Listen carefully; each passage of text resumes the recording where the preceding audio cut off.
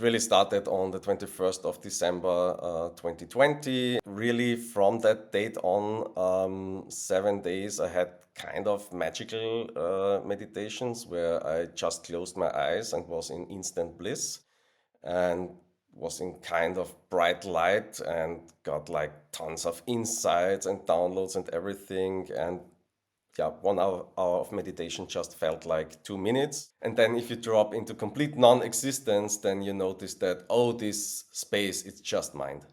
And like everything, it doesn't really exist. And how stupid could I have been thinking that this background awareness thingy is real and like the deepest thing or whatever, but because in reality there isn't anything.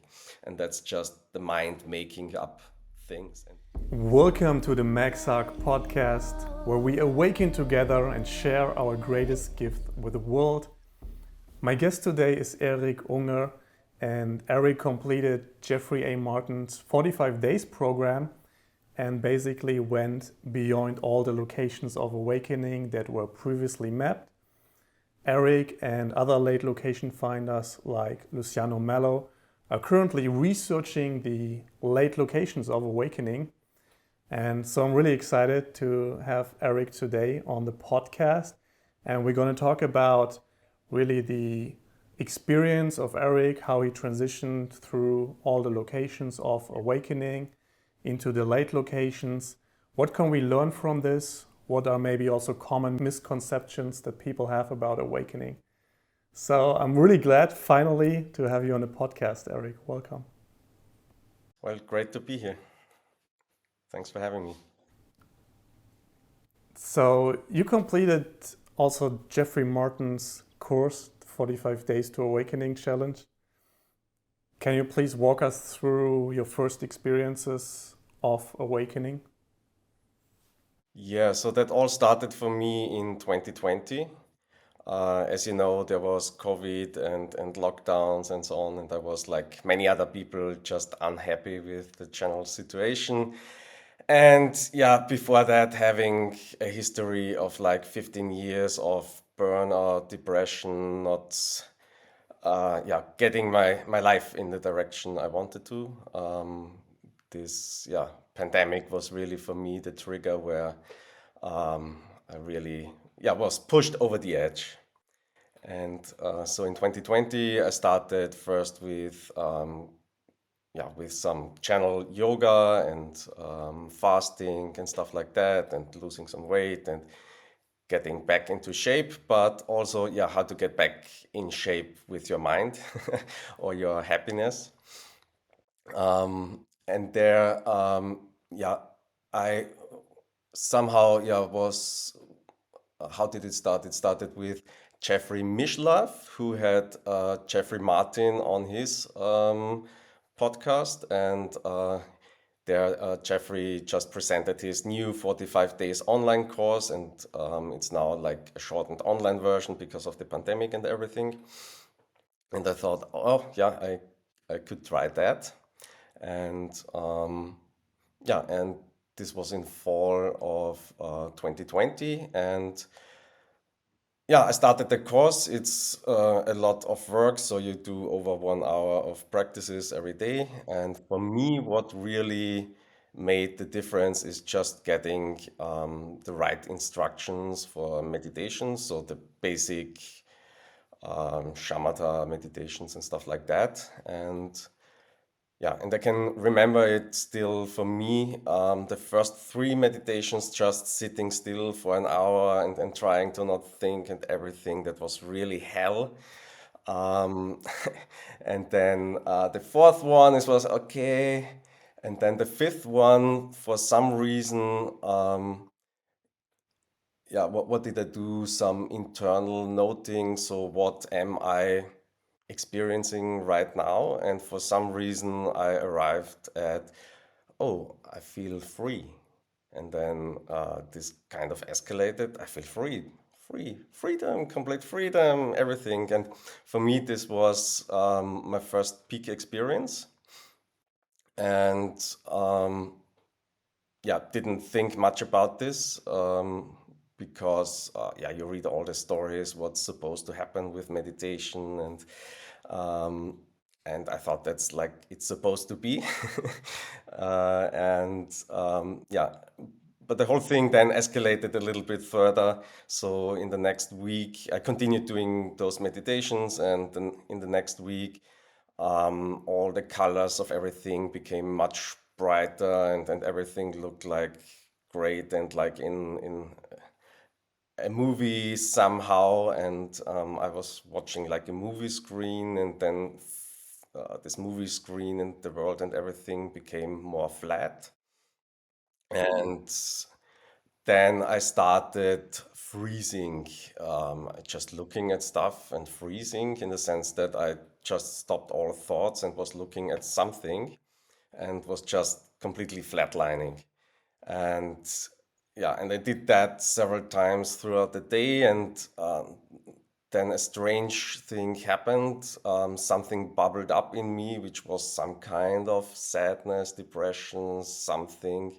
And so one day I found myself like standing on the street and looking at a wall in front of me, and all the world is going by, and I'm completely frozen to that wall. And at the same time, feelings of sadness and depression are coming up, and that was kind of too much to take, because I was thinking, oh my God, I'm going crazy or something. And I also have my startup to care about, and that was just all too much. And at that point, or I think the next week, I dropped out of the course because it was just too much for me.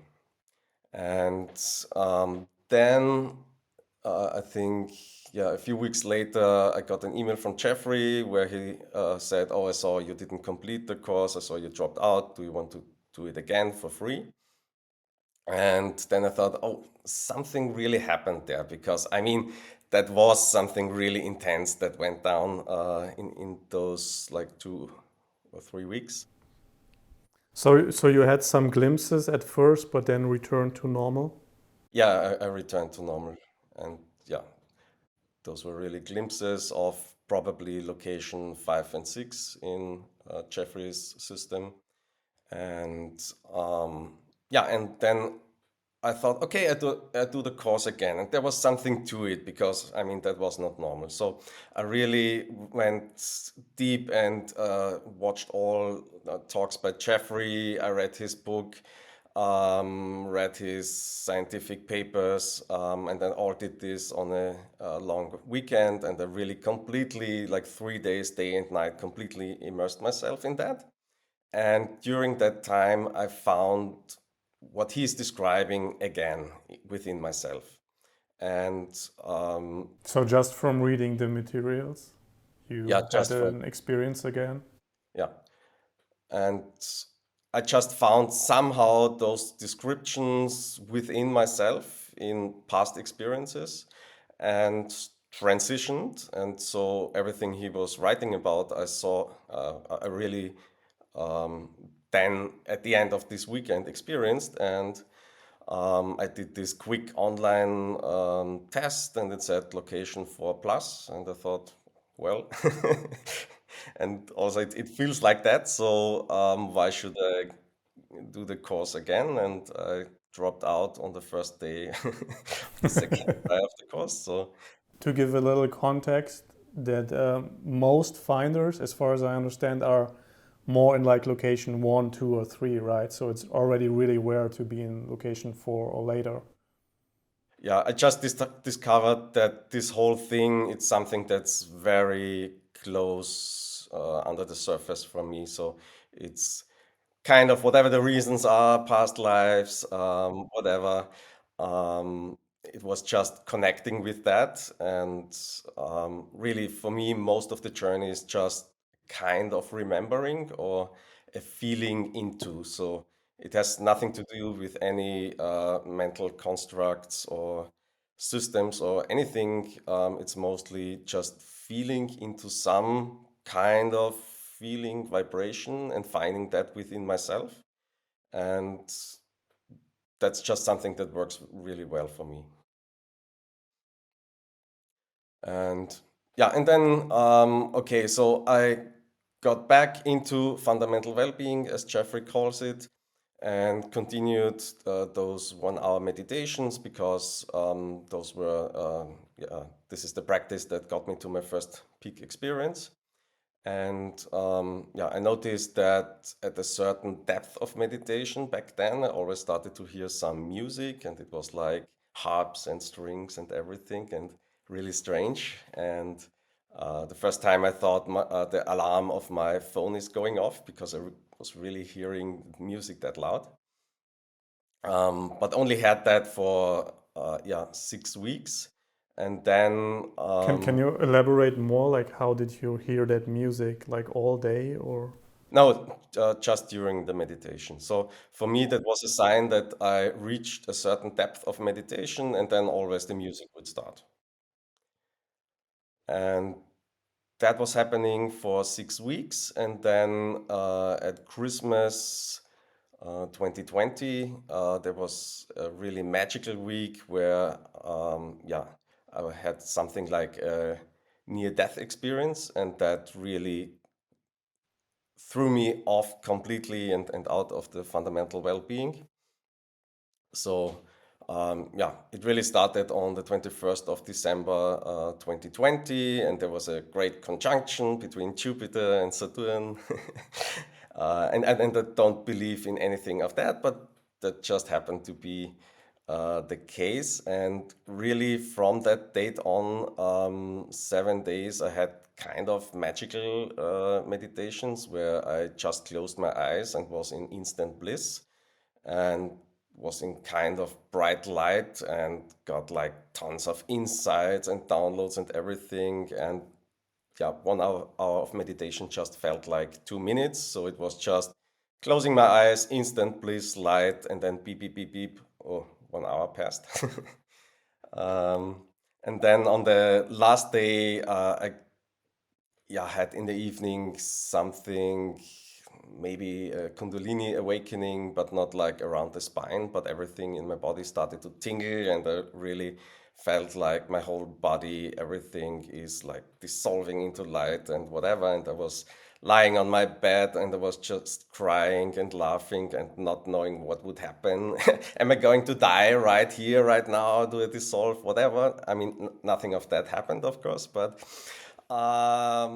that was quite something. And then the next day, I wake up and had the intuition that I always wanted to watch that one episode of Star Trek. And then I found that on Netflix and I watched it. And during that episode, and the story and everything, like the images, they were just, yeah, kind of memories or deja vus and stuff coming up. And then um, after the episode ended, there was just one moment where it was like, I remember how it is to be in space, then I was in space, and then I remember how it is to be at the bright white light, and then I was at the bright white light, and that was too much, much too much, and that threw me back into my body. And back in my body, I was just crying for half an hour. And when I opened my eyes, everything looked like made out of light and translucent. And I thought I could see through walls. And I tried to walk through a wall, didn't work, but it seemed like it should be possible. And yeah, and I also didn't recognize my body at all, like no recognition whatsoever. What is this for a strange meat suit that I'm wearing here? And then, yeah, I just sat down and meditated for 2 hours to come back into my body, really. And after that, I had some, yeah, trauma, I think, from that whole thing. And that threw me completely out of fundamental well being. I didn't even dare to meditate for like 3 or 4 months because, yeah, that the thing that was triggered there was so traumatic. You were afraid to come back to this place through the meditation. Yeah. And also for me, after that, there was also yeah, a kind of dark night period. So every other day I would dream of some traumatic life that it seems I lived, and I would just, yeah, had a horrible life and a horrible death, and wake up and just be happy to be like not in that body again, but in this one because yeah, I wasn't missing any limbs and stuff like that. And yeah, and so that was, yeah, a really tough period for me. And then like half a year after that, I got back into fundamental well-being and transitioned to location 3. Can you describe location 3 for us? Yeah, so location 3 is a feeling of, let's say, fullness and life and radiance. You feel like connected to God or godly, and it's like you have a sun shining in your chest, and it's like radiating out together with love, and you have like this field of fullness that you connect with, which is pretty different from, for instance, location 4, where there is not this feeling of fullness of this radiating, loving field, but just the here and now and just this, which can also be felt as a fullness of here and now, but it's completely different and it's completely devoid of this kind of divine love and emotions in general. Yeah, so as you know, I spent exactly 1 year in location 3 as well, and I really enjoyed it. I really, really liked it. And I realized on a Buddhist retreat, to me, it seemed that there's a lot of parallels to loving kindness in Buddhism, where when you say you felt the sun shining out in your heart, I would describe it as I felt like a Care Bear that has this beam radiating into the world with love. And yeah, to me, just I found that there's this parallel to loving kindness where we would try to, yeah, really feel also in a way this love shining out into all beings everywhere. Yeah, there's definitely this kind of radiating thing going on. So you feel it radiating, others might feel it, but I noticed that's not always connected of how you feel and others feel. So for instance, I also had instances where I was just feeling nothing and being in a place of just pure here and now or whatever, and not feeling anything radiating, and others felt it. And then yeah, also you might feel, oh, I'm radiating like so much love today, and others might not feel it. So that's something I noticed. How long did you stay in location 3? So for about a year, and let me think, that was 2021, 22. No, must be longer.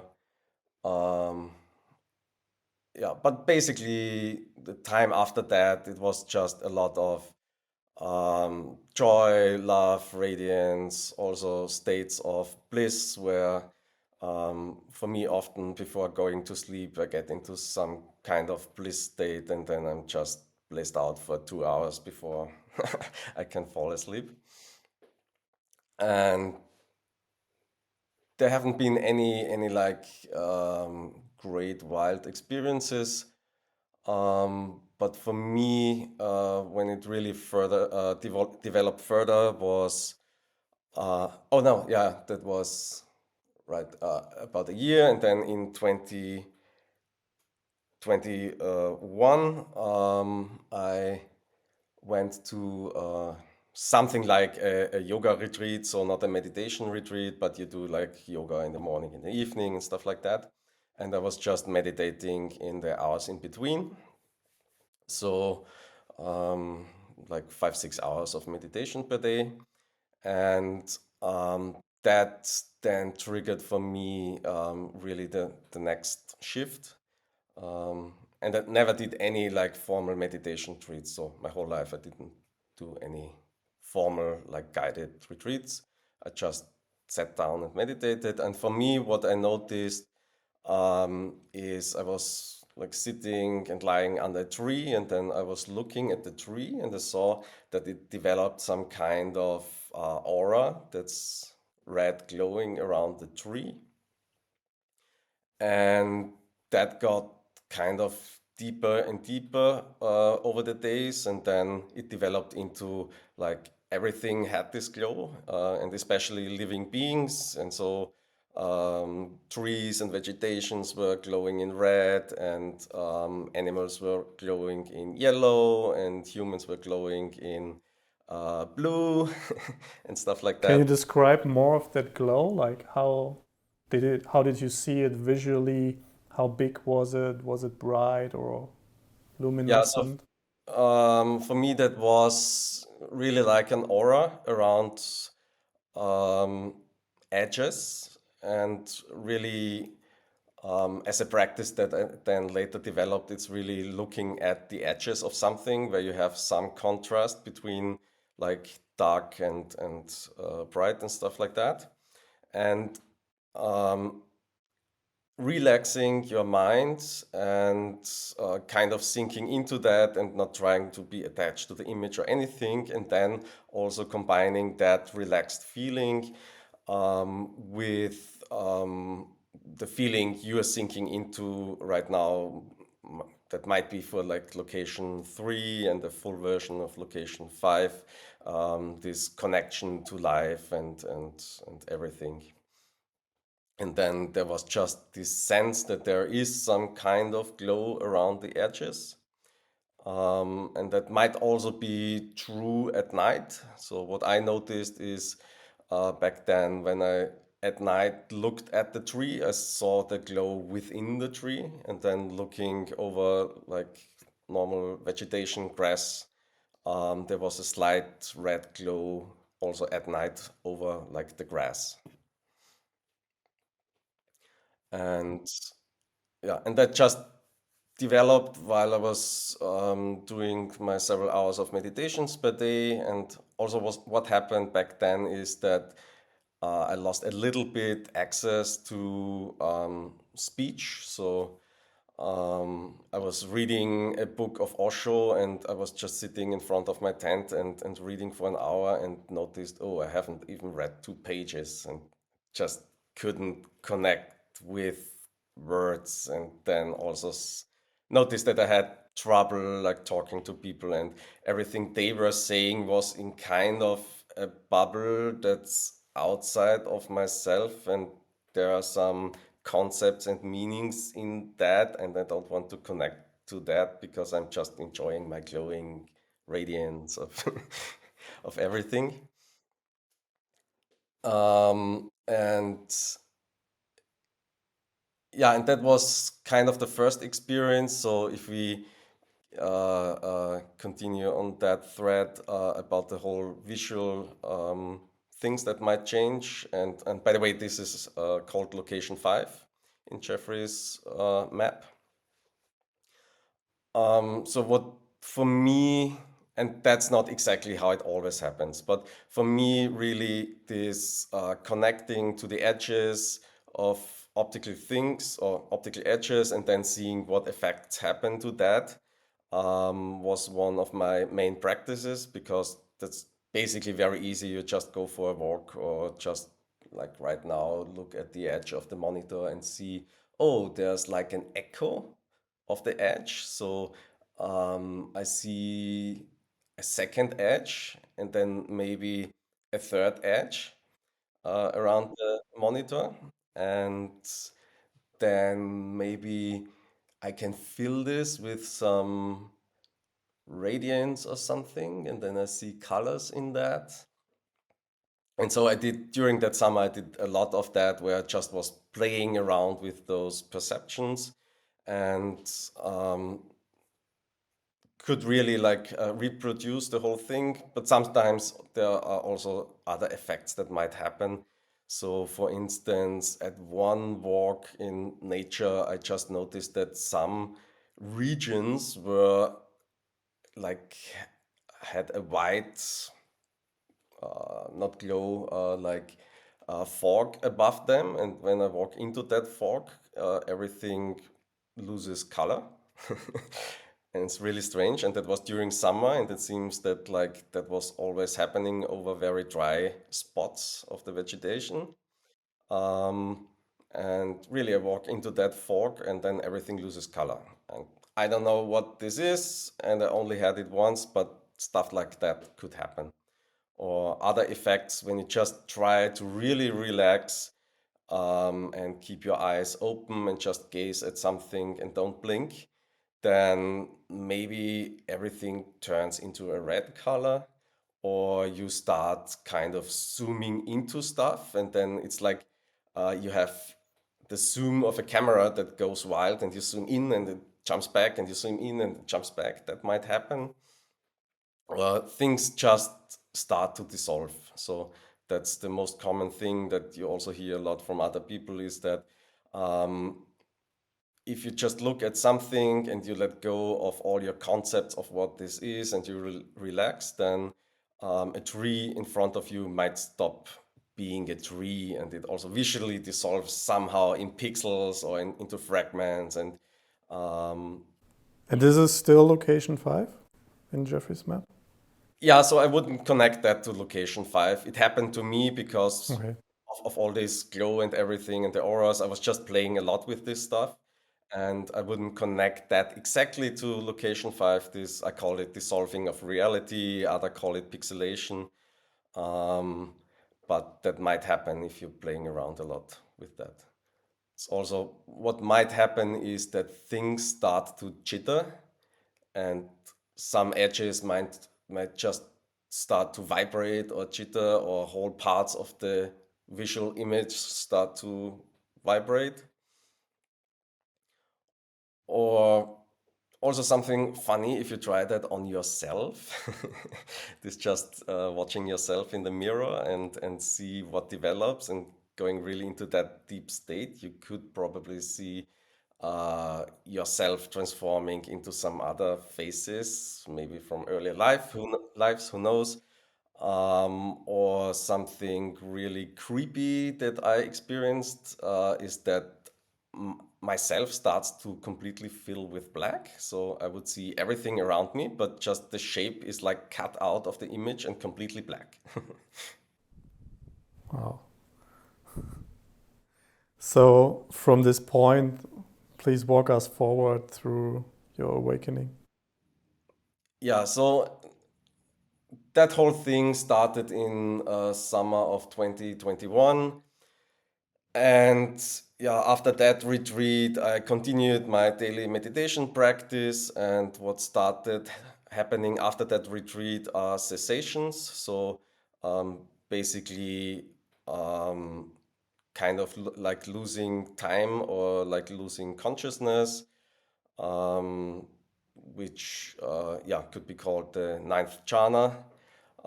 It's something very specific. It's kind of like deep sleep, but you get in and out of it completely different than deep sleep. And yeah, you can completely go into a rabbit hole with that whole thing. Um, but other strange things started to happen. And for me, in that summer, really, it was every week there was some peak experience of some kind. So that might mean having some astral projection, or meeting some alien beings. Basically, every week there was something, and I was just like in a rhythm of 5 days recovering from like this mystical peak experience, and then something would happen again, and that was really, um, yeah, really taxing. And at the end of that summer, I was still not completely happy. I mean, this whole location 5 thing, and all those peak experiences, yeah, they were great, but there was just the feeling it's not the end. And there's still something that has to happen. And at the same time, in that fall, I had to connect with like real life, because I was doing my consciousness things during the summer, wasn't very productive, and I really had to get back to work and do stuff with my company, and uh, went into like a place of unhappiness. So I still could go into all those visual things and make those happen. But for me, it was really like, that's not it. And then I did a shamanic ceremony in the Maya traditions, a fire ceremony, and there you have, yeah, you're smoking a cigar, and then depending on how that cigar burns down, you do some uh, you use your intuition, what that means, and stuff like that. And for me, it just burned down completely straight until the end. And for me, that was connected with, oh, I just go all the way. So that was for me like the sign, go all the way, don't stay in location 5. And then back then, Luciano Melo did a talk in POK, Perfectly Okay, the community that formed from what Jeffrey Martin does with his courses. It's not run by Jeffrey Martin, but alums of those programs can join. And so I saw a talk of Luciano, and there he was talking about like going from location 5 to the further locations.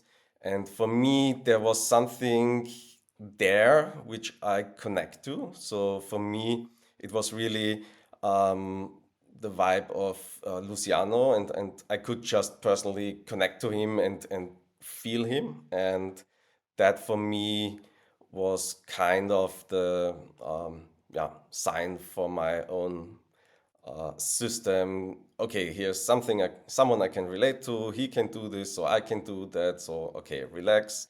Let's try this out. And I was then, yeah, really um, motivated to do stuff. And so one of the practices that we learn from Jeffrey is having a random timer and using that to pull us out of our daily routine, and then try to sink into that feeling that we already somehow tasted, and that we want to deepen and go further into. And that's really one of the most, yeah, I would say, profound exercises.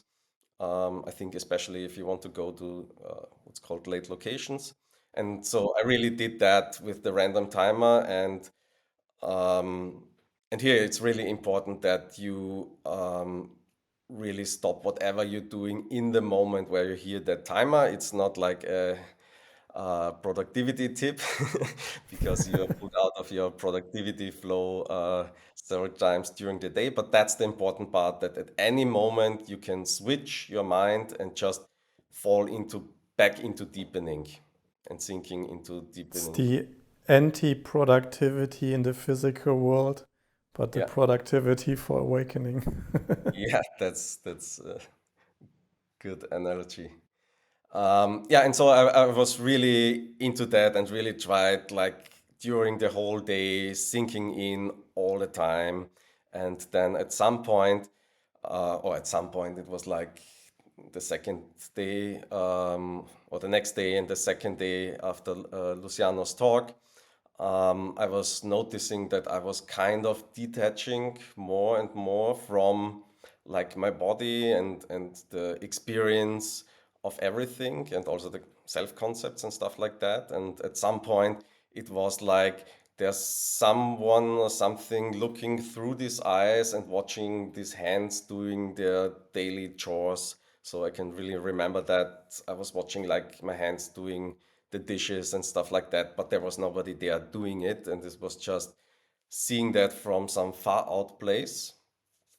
And also having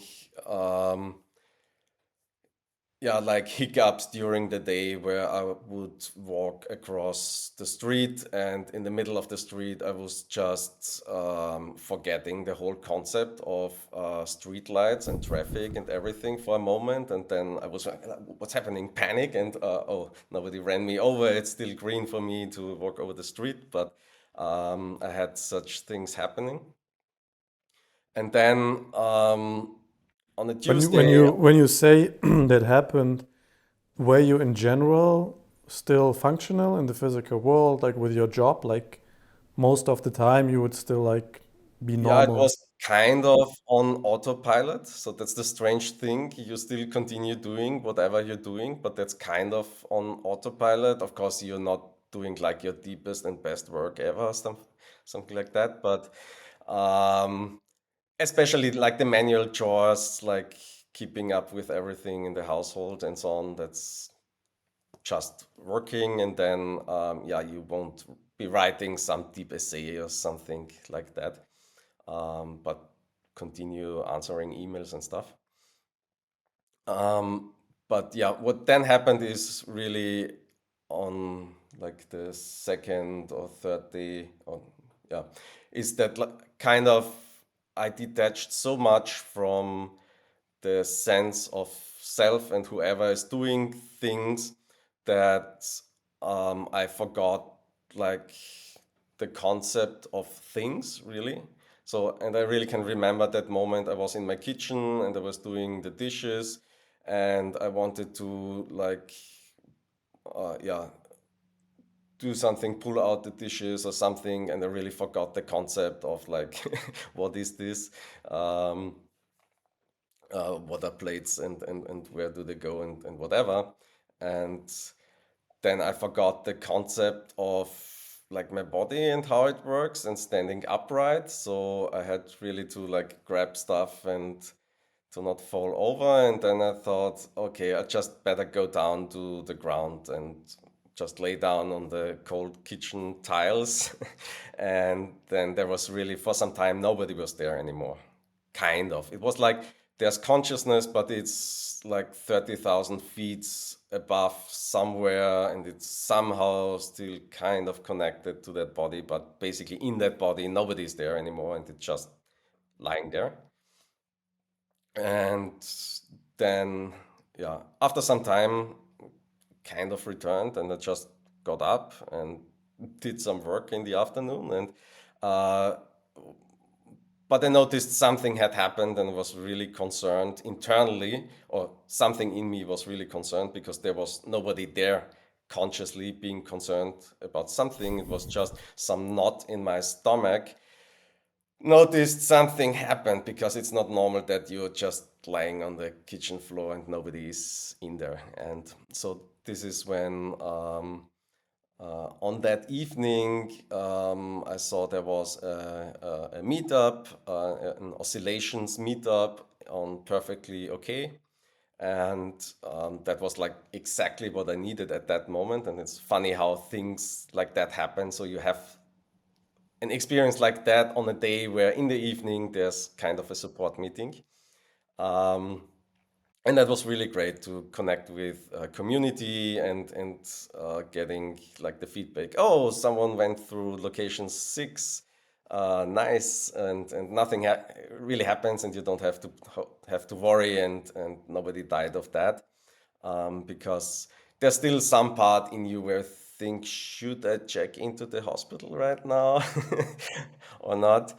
But yeah, and that was really great, and to have like that feedback and also that support, and that allowed me to relax further and go further. And by the end of that week, I went to my version of what's called location 9, and that's location 9 in general is when basically the universe takes over, and it takes over your complete senses. Not only seeing, so in location 8 it's like your visual senses are taken over by the universe, so you feel like the universe is looking through your eyes, stuff like that.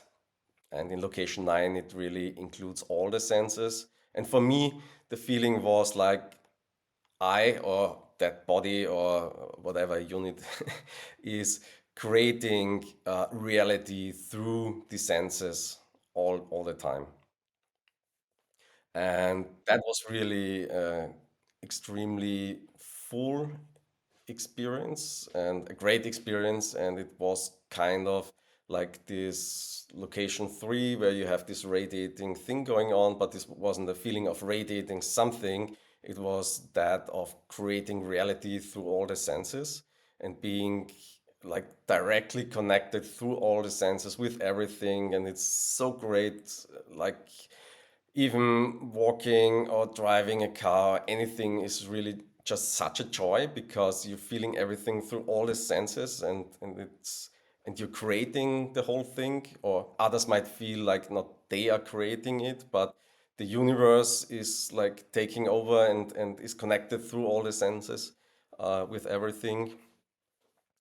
And I had that for about 3 weeks. And also, what happened, like this really full experience, which is really like some would describe some trip on drugs or something like that.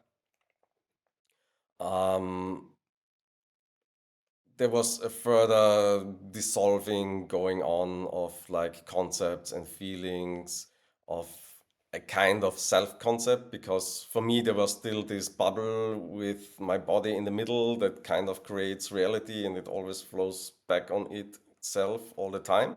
But that sense of a center also fell away and kind of dissolved. And that was really strange because um, it was kind of like there is some sense of a self or whatever is connected to whatever's going on here, like on the right, and then the body feelings or senses are like on the left and dissolving, and other mental concepts are like somewhere else behind here, and it's just all falling apart, and not having a center in any way. And kind of the body does its own thing and it's just walking, but there's nothing connected to it. But in some other dimension, there's a self concept, and it just everything falling apart. Do you And had a sense like who or what was witnessing all of that? yeah, so there's something, someone, whatever. So it's not the old feeling of a self. So it's, oh, it's me, but there are still self concepts. So we all have different kind of self concepts going on in ourselves. So there's like a conceptual self concept. There's a speech self concept where you're referring to yourself and building up everything in speech. And there's a body self concept, and then there might be other self concepts going on. And what we learn since childhood is to like put all those self concepts under one self, and then we think, oh, that's me. That because of course, yeah, who else should it be? And that's me against the world. But in reality, is what is going on is that awareness is just switching between different self concepts, and those self concepts might not have, depending on where you are and what you're doing. For instance, if you're in flow, and everyone knows a flow state is when you're just doing something you really enjoy, like sports or whatever. There you have, for instance, a body self concept because you're skiing, and of course you're feeling your body, and your body is skiing through like the landscape, but there might not be a speech self concept, or other parts of the self concept are missing. Or you might be at work and doing something, or you be writing like a blog article, and there you are in your speech reasoning self concept, but you might not feel your body self concept. And so we are all switching through those different or not concepts, yeah, self structures, and we don't notice it, and it's happening all the time. And also you have a sleep self and an astral self and whatever, and that's happening all the time. And most people usually they just don't notice that they are switching, and they're just putting all under the whole thing under the roof of a self, which they then yeah, feedback their intellectual self on, and get entangled in the whole thing. But yes, so there are always self-representations in the body-mind systems, even if you fully enlightened, probably. Of course, because you need it just to function. It's just the difference is you notice that your awareness is switching between those self-concepts, and also some of those self-concepts you don't need anymore, and you don't need to entangle yourself in those. And yeah, and what was happening there was that like all those concepts, they were just kind of entangling or not entangling, dissolving, or kind of what's the word for that? Detaching themselves from each other and kind of flying off in all directions. And there again, for me, there was kind of a feeling of panic and really fear.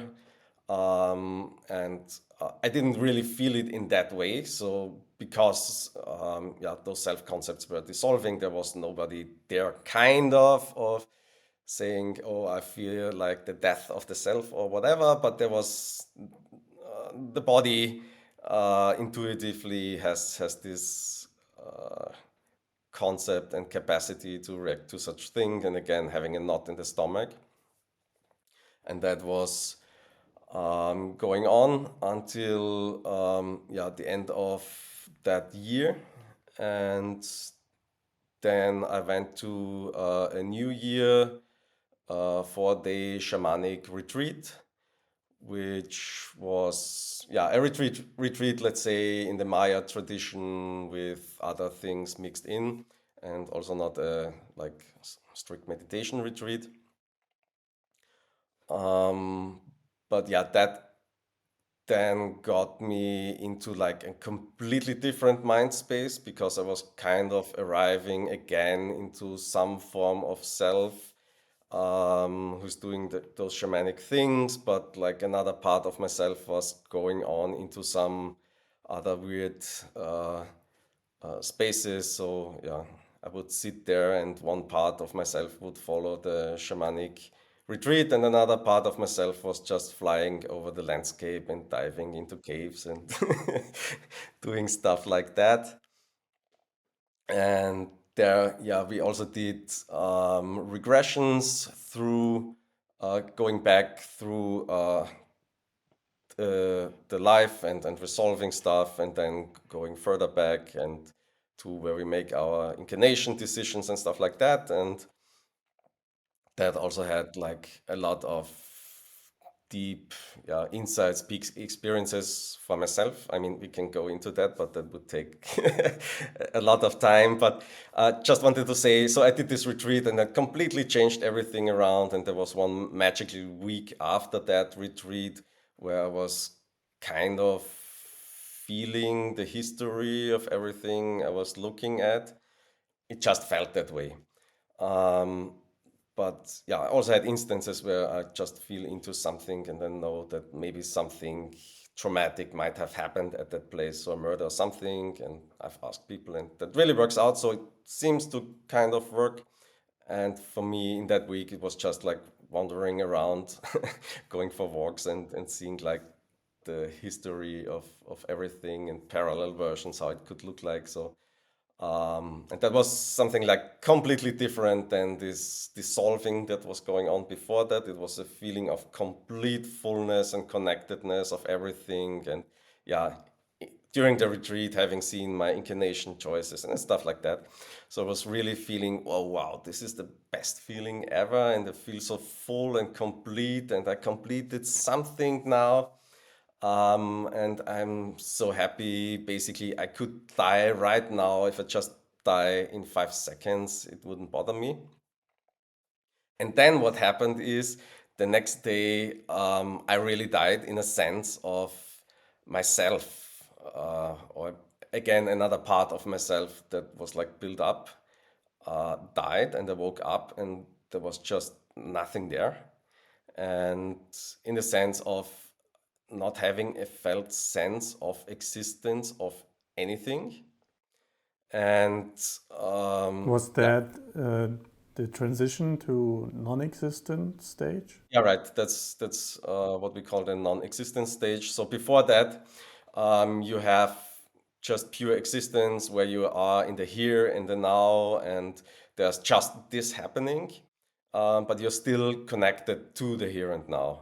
And then this is slowly dissolving, and while this is dissolving, you get into an area or a layer which we call potentiality, because things are kind of still in a certain way, but also dissolving into non-existence, and then they could be different things, because there is this mixture of existence and non-existence, which also can mean that it could be in a different way. And that's also what I have been experiencing in this magical week, where I was just wandering around and there was this feeling, oh, this could be completely this other thing. And there might also have been, for me, there some kind of psychic overlay, where I was just seeing different versions of like where I was walking. So instead of trees, there might be a house, and I was really seeing the trees and the house at the same time. Then I really dropped into like the full, complete, brutal version of non-existence. And there was already a sense of that coming in, because what I noticed in this journey from location 5 to location 9, that there's this famous quote from Papaji, I think it was, where he said, "Nothing ever happened." And that's also the title of his biography. And I knew that sentence, and it somehow stuck with me. And I was feeling like this is becoming more and more true in my felt sense. It wasn't that way in location 9, that nothing ever happened, but I could already feel that this could be true. And then there was this further dissolving into anything, into everything, with this potentiality where everything could be everything or different versions. And then dropping into complete non-existence, there it really is the way that nothing ever happened. And not only that, nothing could ever happen, and nothing is happening right now. So this is really the deep difference between, like, there is no here and now anymore. That's also gone. And also for me, it was kind of a further dissolving of some kind of background sense of awareness. So what I developed on my journey to location 9 was a sense of awareness that's always awake, also during sleep. And in this awareness space, there might be other things going on, like astral projections and stuff like that, or you might meet other beings and you think, oh, that's the space like everyone is talking about, and I just have to be in that space, and that's it, and keep that up all the time. And then if you drop into complete non-existence, then you notice that, oh, this space is just mind. And like everything, it doesn't really exist. And how stupid could I have been thinking that this background awareness thingy is real and like the deepest thing or whatever, but because in reality there isn't anything. And that's just the mind making up things. And it might be that way, so that When you look back at all the locations you have been to, is it true that wherever you are in awakening, you think this is the most real, the most fundamental awareness or witness there could be, and you cannot really imagine the next higher level up? yeah, I would say so. So of course, when you get to a new location, there's always like this honeymoon phase where this is completely in the foreground, and you're thinking, "Oh wow, and that's it." And now I'm really at some really deep. Uh, and of course, you arrived at something deep that you didn't know before that. But also, yeah, there are like many cycles later where that you really can't imagine, but you might have some kind of internal taste about them. And usually that might happen in peak experiences. So often people have those kind of glimpses where they meditated, like myself in right in the beginning, where I was feeling this complete freedom. Of course, that wasn't established in any way, but I had this little peak into that, and that kind of informed the further journey. And I think most meditators or seekers just have those glimpses, and yeah, and you can use them a little bit as a guide of yeah, sink into that feeling if you can remember it, to get further. And yeah, and for me, so this was really the brutal and really everything shattering version of this non-existence. It's not that extreme for everyone, but what we see with people who go really far, they all have some kind of dissolving of everything, of all the concepts, of everything you thought before. It's just somehow dissolves. And for me, I went through that really fast. So it's really kind of extreme and also a little bit of painful. And you also could be just sinking through that whole area over years and not notice it. And then just you think about, oh, wait, there's really nothing here. Wait. But for me, it was really completely noticeable, and I was like still doing my daily chores and everything, and showing up for work. I mean, not being really productive, but still answering important emails and doing a little bit of work, and all the like chores at home were just happening on their own, kind of. But my favorite thing was just to sit on the bed and stare at the wall because there's nothing else to do basically. If you don't do anything else that's necessary, you just sit there and stare at the wall. And yeah, just notice that, oh, the wall or my impression of the wall is just a thought. And I'm looking at the texture of the wall, and oh, that's just a thought. And I can stop thinking that thought, and then the wall goes away. And there's just nothing. No wall, just nothing. And But in the that, physical world, the wall is still there, right? of course, yeah, Didn't disappear. didn't disappear, but yeah, can get really crazy if you are in that potentiality phase before that, because you might have the sense that uh, there might be something else than the wall. And in my case, I really created images of alternative realities, and that can get really weird. And yeah, if you have some like, let's say, talent to like influence reality with your consciousness, and that happens at the same time while you're also having the perception of all those things, then it can get really really weird, and you might get really afraid also of like what's going on here, and should I even think any thoughts, because they seem to change reality or my perception of reality, and what is reality and what's going on.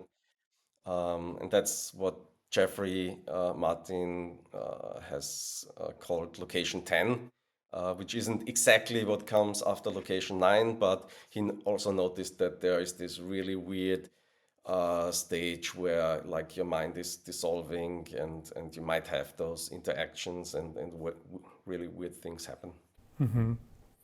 So after these potentiality and non-existence, what came next for you?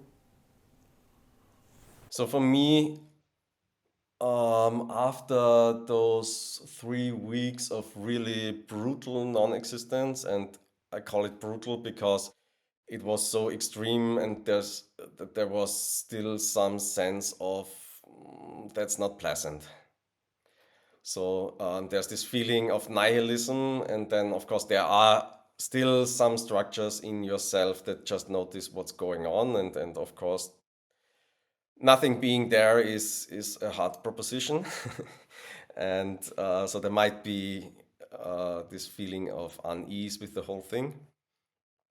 But one day I woke up and everything seemed kind of back to normal.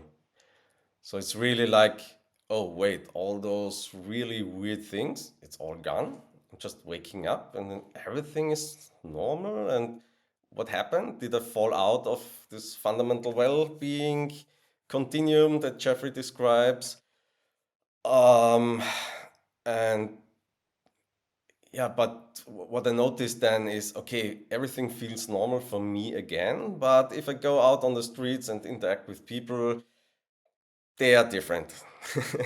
What's going on in their brains is not what's going on in my brain. That's completely obvious.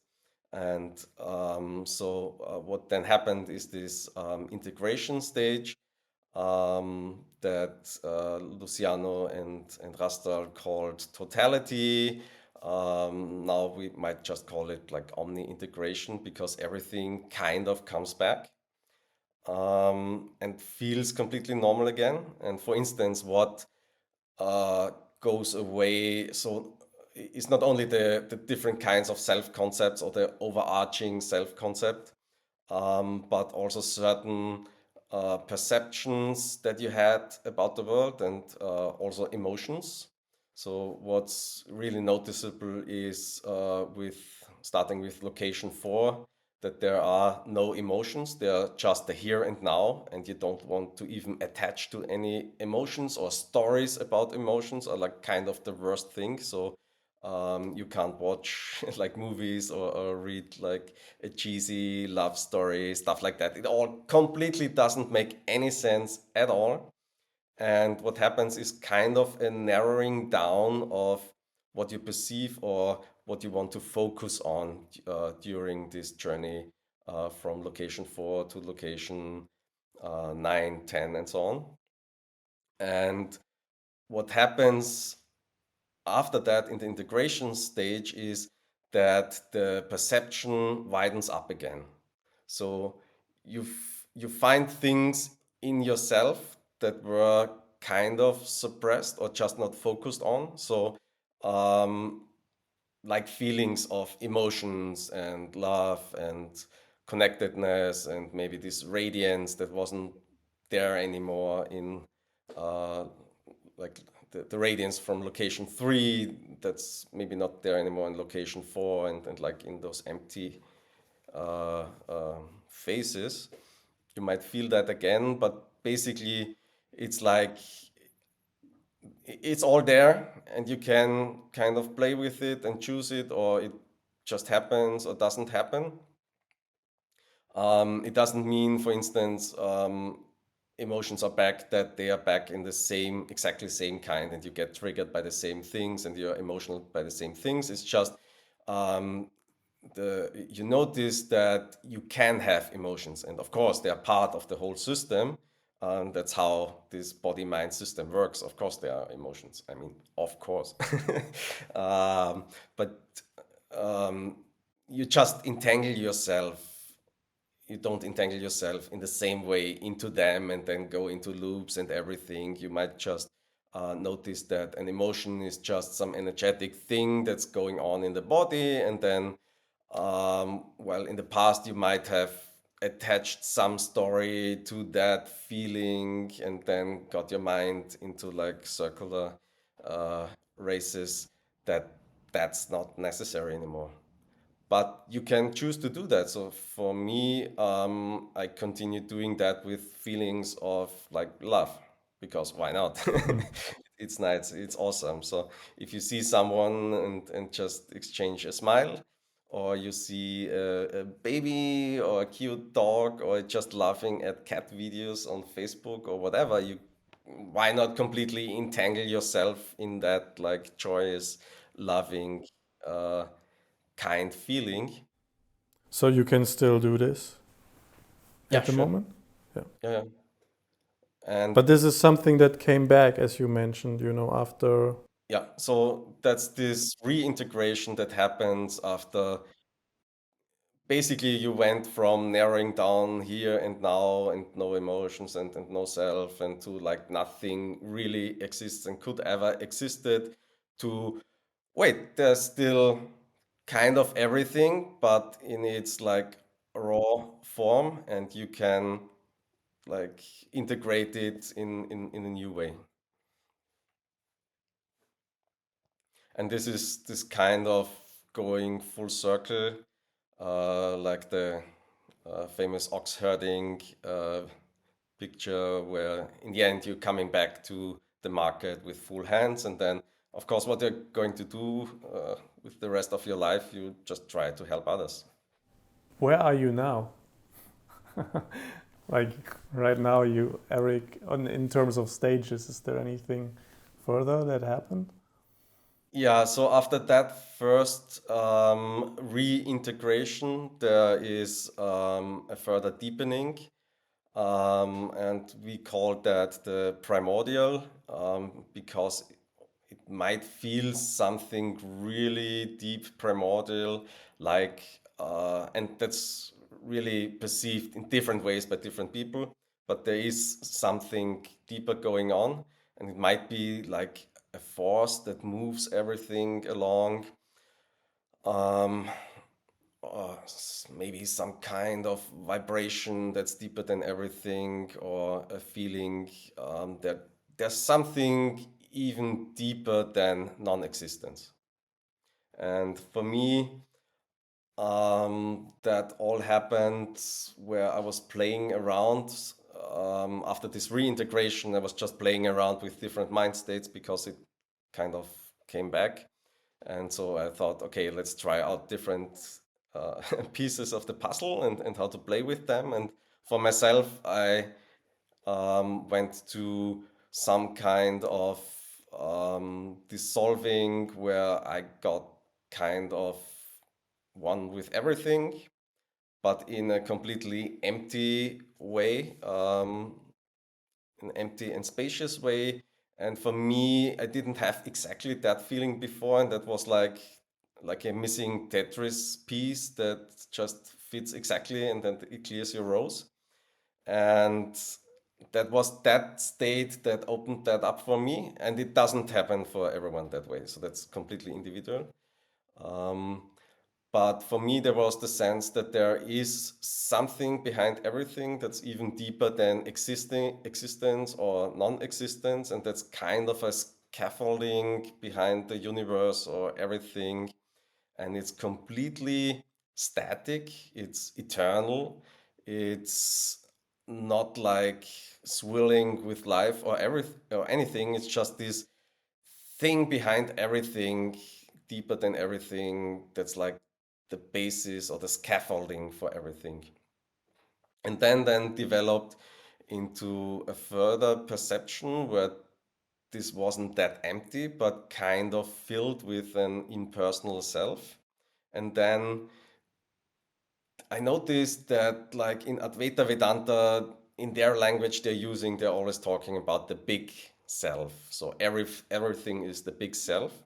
And for me, at that moment, it was like, oh, that's the thing they're talking about, because everything felt like a completely impersonal self. And like Ramana Maharshi and those Advaita Vedanta texts, they certainly made complete sense from a felt uh, point of view. So this everything is this kind of self, and that then developed further into like how should I say, like godlike perception. So it's not this self, but it's kind of a godlike thing, and I felt like connected to some godly things, not the God, but kind of all the time. And for me, this has some orange golden glow in my mind that's kind of connected to that kind of experience. That's also connected for me to like all the like um, strange mystical peak experiences where yeah, let's say the typical spiritual mystical experiences, they are somehow represented in my mind with this kind of color, and this color was always there, and this was like feeling like being connected with God all the time. And that then went away at some point. I mean, it's like everything. You have this honeymoon period where this new thing is really in the foreground, and then you get used to it, and then it's normal marriage. And yeah, and then I continued. This was in the middle of last year, like doing other things. So because all these things integrate, and then you are off doing other things. other things back in the physical world. Yes. Yeah, right. But also getting into healing arts and stuff like that, and connecting with spirits, and completely different story. And then I was exchanging with Luciano like descriptions of those experiences and how can we map them out and stuff like that. And then he said, "Oh, I have this other experience, and if you like sink into that, then all the colors become more vibrant and so on." And I was thinking, "Oh, I didn't have that with the colors since location 5, so I tried that again, and could feel my way into that." And what that opened up was a completely new version of that primordial that wasn't there before.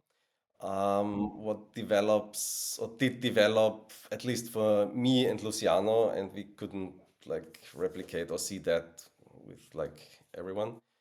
So it might be just we two or a few other people. Um, but there is some kind of polarity between fullness and emptiness in this experience of this deepest primordial thing. Meaning, there are not two versions of this primordial, but it has this polarity of fullness and emptiness, of like life and things going on in life, and completely eternal staticness. And you can sink into those both polarities and have completely different experiences, but it's all kind of the same thing. It's just different ways how you could experience that. And for instance, if you sink into or lean into this empty version of that, it's really this completely static, lifeless, eternal scaffolding behind everything. And what me and Luciano noticed is when we do that while going for a walk, um, we started to stumble, and it really feels like you are blacking out. And and that really seems to be like the door if you want to like leave into like that emptiness.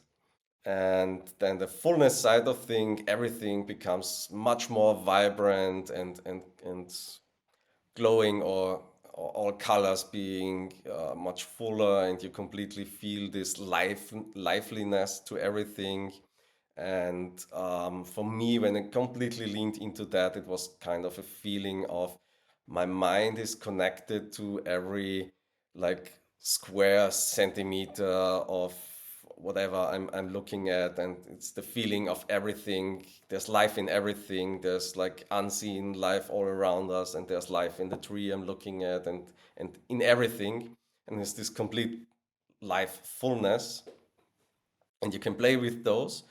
And for me, it got a bit weird because, in the summer I was really like pedal to the metal and really exploring that and going full into that. What started for me is, and I never had this before, is like energy vibrations and energy problems in the body.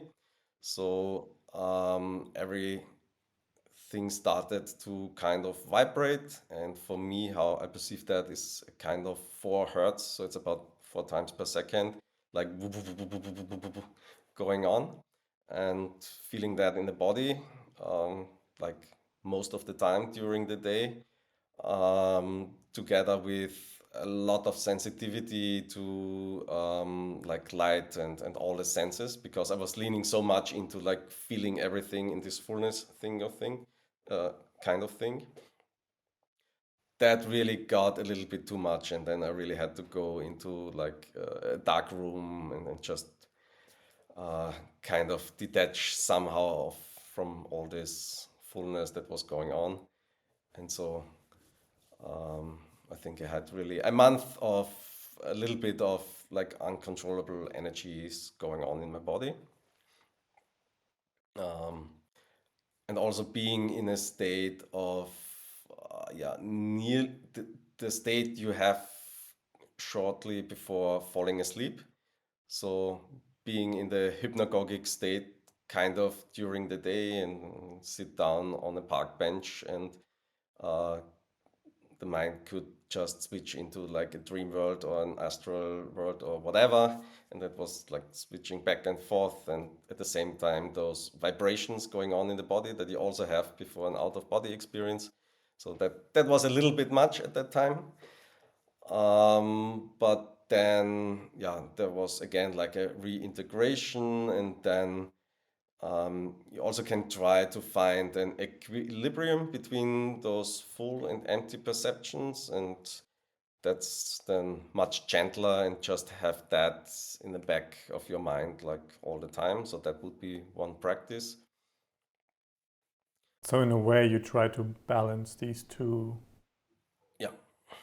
And that also sounds kind of really similar to, for instance, Ati Yoga, or the ground of being that you hear in Tibetan Buddhism, in Dzogchen, where there is this kind of background thingy, and you kind of gently are connected all the time to that thing. Um, and this connection might be another phase, and that phase might go away too. And there are always those circles going on where you just go into something new, perceive it in a new way, connect with that, have your honeymoon, and then it integrates, and further cycles might happen. So you already mentioned a couple of times some Buddhist teachings and concepts. When you look back through everything that you went to, or especially the later stages, can you explore a bit more? What are parallels that you see to the Buddhist teachings? Yeah, I mean, certainly the Buddhist teachings are the best, I would say, traditional explanations of the things that are going on there, and have like the best practices also for that. But there's of course also a lot of dogmatism, and um, yeah, what I notice is when talking to people getting stuck with certain practices or beliefs that come out of that environment. And it's not that like Buddhism is bad or something, but I would say there are just not enough really good teachers for that amount of spiritual seekers, because it's now basically all over the world. Everyone knows, oh, there's this really good thing and I should try it. And you might be just practicing somewhere and not having someone really good helping you out. So that's something I noticed when talking to people getting stuck there.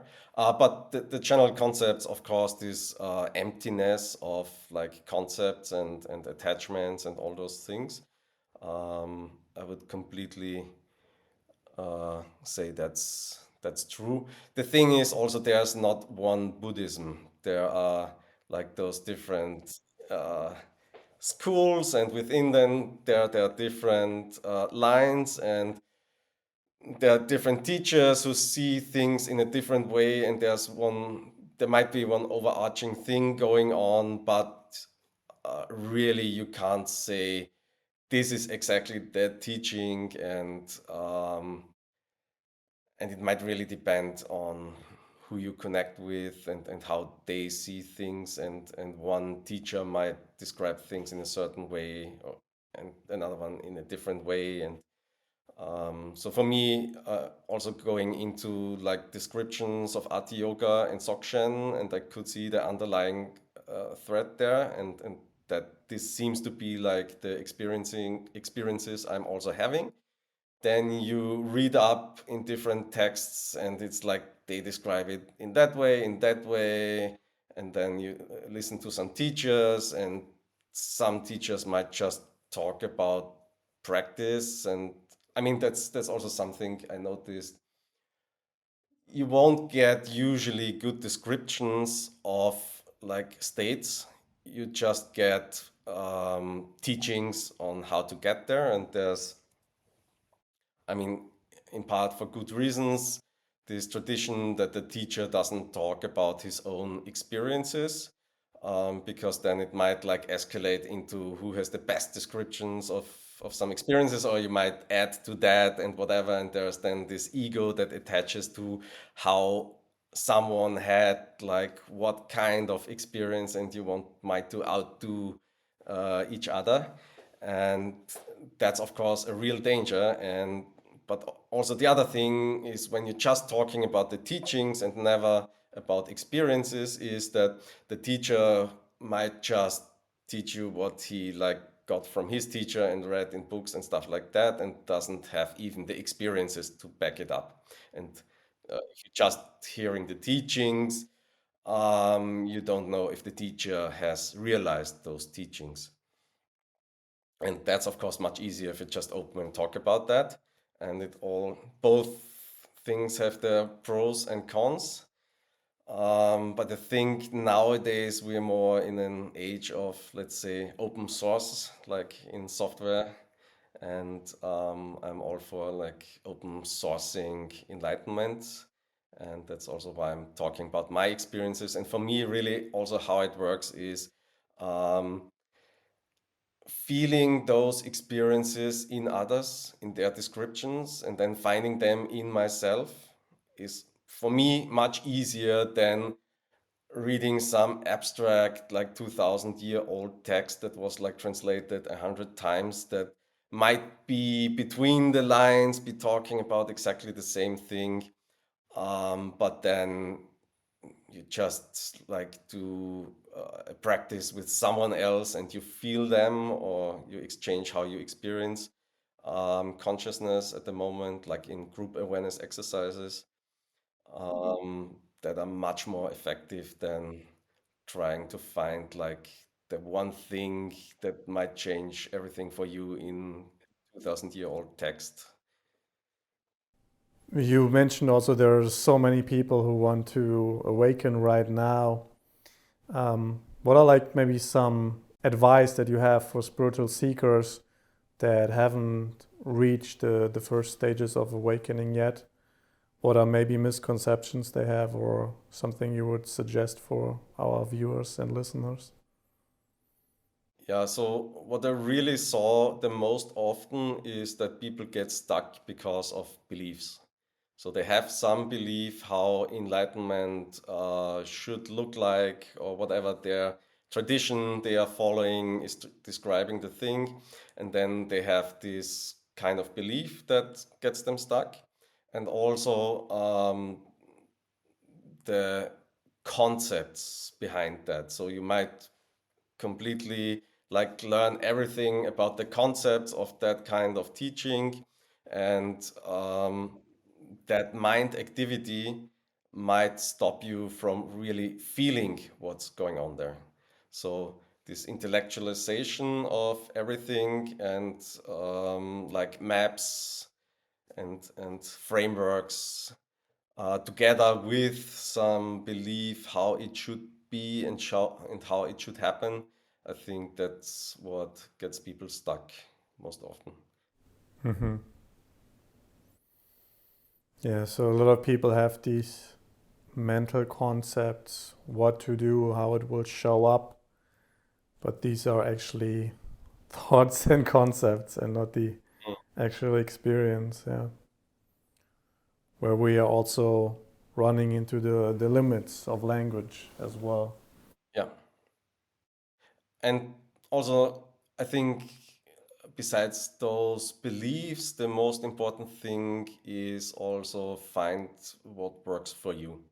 So there are different exercises, and not everything works the same way for everyone. And it's also what Jeffrey Martin pioneered with the 45 days course. It's kind of you thrown at everything that's out there in different kind of practices, and you just find the thing that works for you. And for me, for instance, it was just sitting with closed eyes, not moving a single muscle for at least an hour.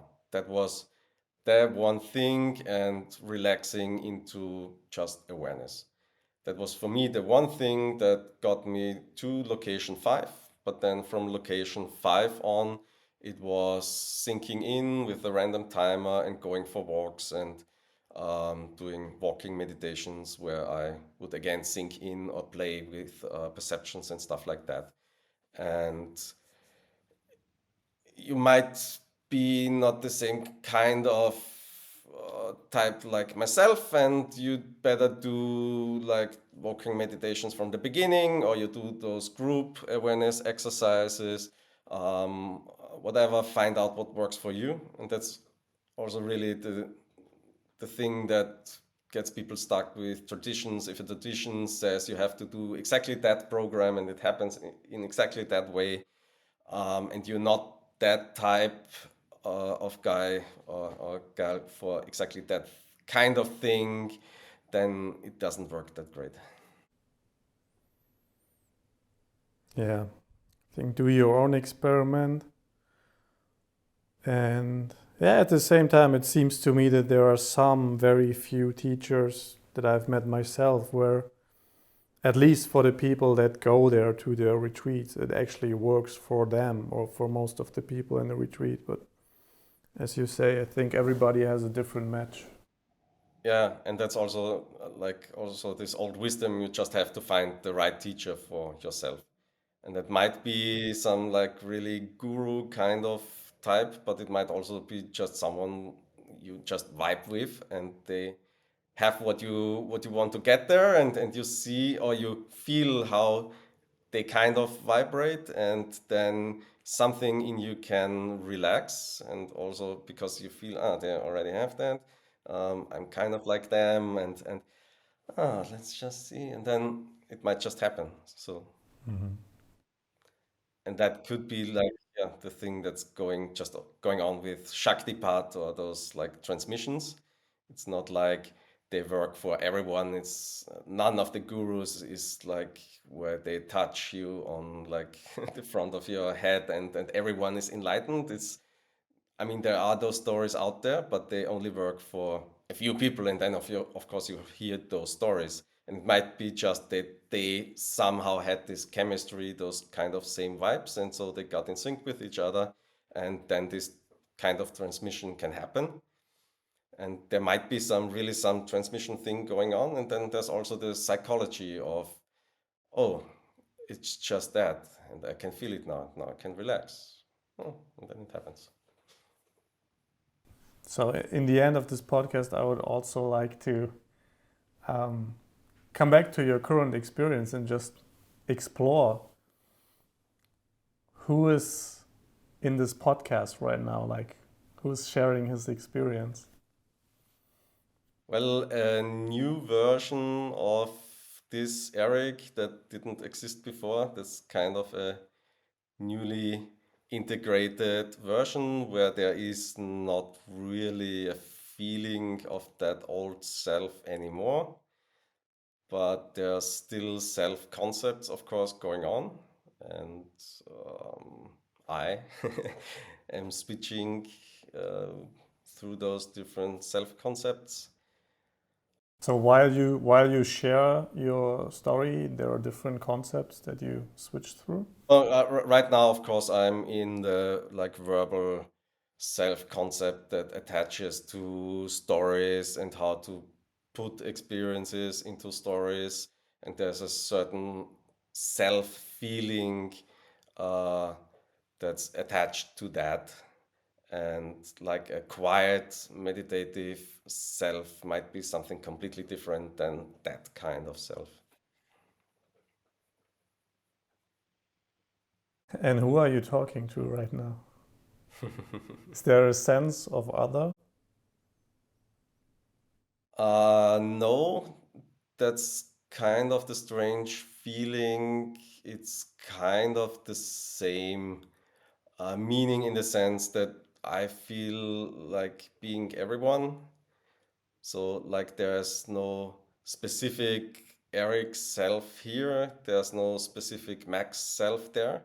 But there's, of course, the speech self that's making all those sentences, but below that there's kind of a shared feeling of self that's just there for everything that shows up, and right now you show up. Are there any emotions showing up?